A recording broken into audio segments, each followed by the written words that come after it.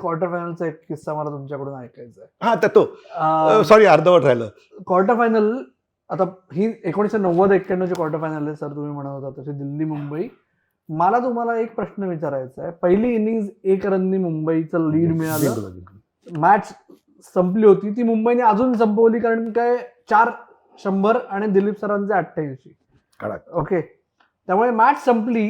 अशा वेळेस workload management न करता 5व्या दिवशी डिक्लेअर का केलं? आणि तेच महत्वाचं सांगतो ना, खूप महत्व. असे बघ, म्हणून मी आज घालतोय की मुंबई आहे की आम्ही दोघे इंजोर्ड, इनफॅक्ट तिघे झालोय, पण ते 2 दाखवतोस तू. मला वाटतं लालू पण इंजोर्ड झाला होता वाटतं. तिघे जण कोणतरी इंजोर्ड झालो. संजय पिसाटला होता. म्हणून मला संजय खूप आवडत्याचं कारण आहे की तो प्रो मुंबई होता. त्यांनी खूप चांगला प्रश्न आहे. तर तिला सगळ्यांनी आपसले होते रे, म्हणजे 100 वगैरे केले होते. शिशिरनी चांगले केले, इव्हन चंदूनी केलं, दिलीप सरांनी 80-90, सचिननी 100 केले होते. तरी संजयच्या मनात ते वेगळंच असायचं. संजय म्हणाला की आपण डिक्लेअर करतोय. तर राजू उभा होता, राजू आणि सलील. राजूनी सलीलला आपलं संजयला विचारलं, अरे संजय, आता 2 दिवसांनी आपण सेमीफायनल खेळतोय. संजयनी ज्या पद्धतीत राजूला जो डिवचलाय, राजू आपले 3 प्लेयर्स इंज्युअर्ड केलेत, मला त्याच्यातला एक तरी प्लेअर हॉस्पिटलला गेलेला पाहिजे. आणि हे जर झालं नाही तर आत्ता मी तुला सांगतो यू आर ड्रॉप्ड. आणि त्याच्यानंतर जी बॉलिंग टाकली गेली, म्हणजे अक्षरशः आम्ही वेडे झालो होतो की मी तर आतमध्ये बसलो होतो. एक जण आतमध्ये येत होता. 5 नंबरला मला वाटतं मनिंदर वगैरे वरती आला का कचाकच गेले.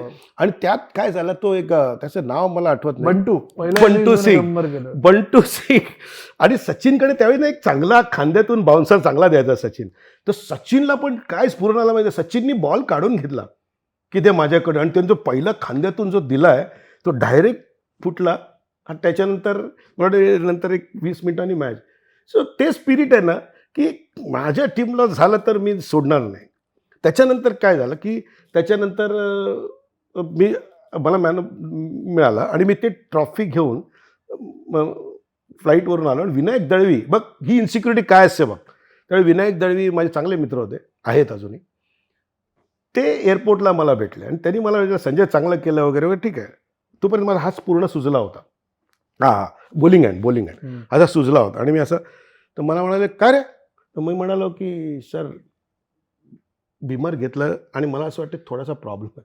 मला अजून आठवते माझ्या बायकोनी ज्यावेळी सकाळी, आणि दुसऱ्या दिवशी प्रॅक्टिस होती 9 वाजता, कारण एक दिवसच गॅप होती आणि नंतर लगेच हैदराबादच्या अगेन्स्ट मॅच होती सेमीफायनल्स. बरोबर. तर माझ्या बायकोनी 7 वाजता उठवलं. मला ते सहन होत नव्हतं. तर बायको मला म्हणाली, अहो पेपरला वाचा, त्यात लिहिलं होतं की संजय पाटीलला दुखापत.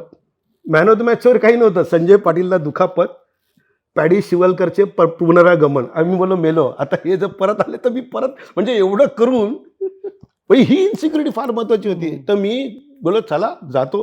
आणि त्यावेळी म्युन्सिपालिटी होतो. मी असा सुजलेला हात घेऊन मी KM हॉस्पिटलला गेलो. KM हॉस्पिटलला त्या समशी होते, अरुण समशी. तर ते बघितला माझा हात सुजलेला. मला म्हणाले की अरे काय, थांब तुझा एक्सरे काढतो वगैरे. त्यांनी काढला. त्यांनी सांगितलं की इकडे फ्रॅक्चर आहे, इथे क्रॅक गेला आहे. ते म्हणाले तुला आता ते प्लास्टर वगैरे. तर मी वेडा झालो. तर प्लास्टर, दुसऱ्या दिवशी मॅच आहे, प्लास्टर. मी म्हटलं कायसाठी. नाही तुला आता 4 का 7 आठवडे खेळता येणार नाही. मी घाबरलो. त्यावेळी आपला मोबाईल वगैरे नव्हता. मी म्हटलं सर मी टॉयलेटला जाऊन येतो. खाली उतरलो, टॅक्सी केली. मला अजून आठवतंय तिथून 77 का 78 रुपये बिल झालं. डायरेक्ट वानखेडेला. हाताला फक्त तरी स्टिकिंग प्लास्टर 2 काट्या लावल्या होत्या, ते करणार होते तोपर्यंत पळालो.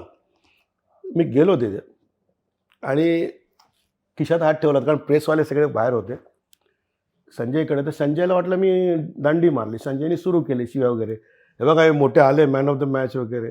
मी सगळं बोलून दिलं आणि मग म्हटलं संजय, समशी सर सांगतायत की 7 आठवडे तुला खेळता येणार नाही. संजय सिरियस झाला. मला म्हणाला तू मला टीममध्ये पाहिजे. बघ अमोल, जो मुलगा एस डिव्हिजनमध्ये फक्त संजय मांजरेकरला फोटोत बघतो आणि तो मुलगा ज्यावेळी मला सांगतोय की तू मला हवायस, हे सर्वात मोठं लक्षण आहे माझ्या आयुष्यातलं सक्सेस, आणि हे प्रत्येकाने करायला पाहिजे. आणि हे फ्रॅक्चर असताना तुम्ही फायनल खेळलात, फायनल सोडून ते सॉरी सेमीफायनल खेळलात, 4 विकेट्स काढल्या. 43 ओव्हर्स 71 रन 4 विकेट मला माहिती आहे, कारण ते विकेट्स मला माहिती, मला तू बाकी सांगितलं, कारण त्या विकेट तुटताना आणि एक पॉईंटला ब्रिलियंट कॅच घेतलाय, ब्रिलियंट पॉईंटला कॅच घेतला, आणि त्याचं ते कटिंग मी त्यावेळी ते पीके कामत सर बघा म्हटलं सर फिल्डिंग, आणि मग ते केलं. आणि त्याच्यानंतर 2 दिवसांनीच आपली फायनल होती. पण ते देवाने कसं केलं माहीत नाही, पण मी त्या ह्याच्यात एकाईंनी 52 ओव्हर टाकलेत मी ते कॅचेस भरपूर गेल्या, कॅचेसमुळे आम्ही हारलो, नाही तर हारलो नसतो. हां, ती फायनल बरोबर. या सेमीफायनल मध्ये मला तुम्हाला विचारायचं आहे एका खेळाडूबद्दल. ऑब्व्हियसली संजय मांजरेकरांच्या कर्णधार पदाबद्दल तुम्ही पण बोलताय, मोठा- बाकी मोठा. सगळे जे आपण खूप सगळे मोठा मुंबईच्या दिग्गजांशी गप्पा मारल्यात, मांजरेकरांची स्वतः पण गप्पा मारल्यात, त्याच्यात पण त्यांच्या कॅप्टन्सी स्किल्सची चुणूक he is a player's captain. Dilip सरांबद्दल रकानेच्या रकाने भरून जातात. तेंडुलकरांबद्दल काय बोलायचा हा सगळ्यांना प्रश्न पडतो. विनोद कांबळे नावाचा तुमचा एक टीममेट होता नाही का, तुम्ही जेपी जाधव उल्लेख केला. विनोद कांबळी ही नक्की चीज काय होती, खरं सांगू हे का? तुम्ही आजच्या पिढीला सांगणार? नक्कीच मित्रा, सर्वात मोठी गोष्ट आहे, खूप मोठा क्रिकेटर, असा क्रिकेटर होऊच शकत नाही. काहीतरी काय झालं, मला वाटतं ही नाही, मी नंतर सिलेक्टर झालो 2002ला, म्हणजे माझ्यापासून तो खेळतोय आणि रन्स करून खेळतोय. असं नाही की हल्ली जे खेळतच राहतात तसे तो प्लेयर्स नाही आहे. दर मॅचला काहीतरी 100 वगैरे, तो आणि वसीम, बाकीचे सगळ्यांचे मी समजतो. पण 2005ची गोष्ट असेल, 5-6 असेल, दिलीप सर काहीतरी एका पार्टीला हे लोक गेले होते, विनोद कांबळे, दिलीप सर वगैरे, आणि यांनी काहीतरी पात्रगिरी केली असेल.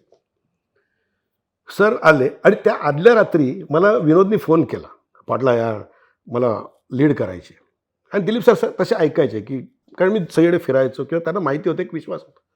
तर मी म्हटलं, मला वाटलं मी सरांना सांगितलं तर होईल, कारण काय म्हटलं विनोद काय विचार करू नको, तू लीड करशील, मी सरांशी बोलतो. राजू कुलकर्णी होता, मी होतो, मिलिंद रेगे आणि सर चेअरमन, त्यावेळी 4च होते. आणि सर जे ड्रेसिंग आपला याच्यात आले मीटिंग रूममध्ये, ते आले तेच बोलले त्या विनोदला बाहेर बसव. तर ना मी तिजलो की हे काय आता, मी काय, म्हणजे मला कळे ना की जो रन्स करतोय त्याला बोललो, सर ते विनोदला बाहेर बसव. हा क्लास होता मुंबईमध्ये. तर माझ्या तोंडातून शब्दच हे ना की मी कॅप्टन्सी बद्दल बोलणार आहे. तर मी म्हटलं सर जास्त बोलायचं नाही, बाहेर. मला कळे ना काय झालंय. म्हटलं सर त्यांनी काल मला म्हणाला की मी लीड हाकलून दे. सर काय आणि मग त्यांनी सांगितलं की डिसिप्लिनरी ग्राउंडवर त्याला बाहेर.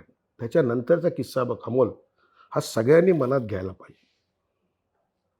आणि मला सांगितलं तूच जाऊन सांग, बरोड्याची match it was at RCF. मी गेलो, म्हटलं विनोद तू ड्रॉप, तो पण मला त्याच्या कानावर आलं होतं.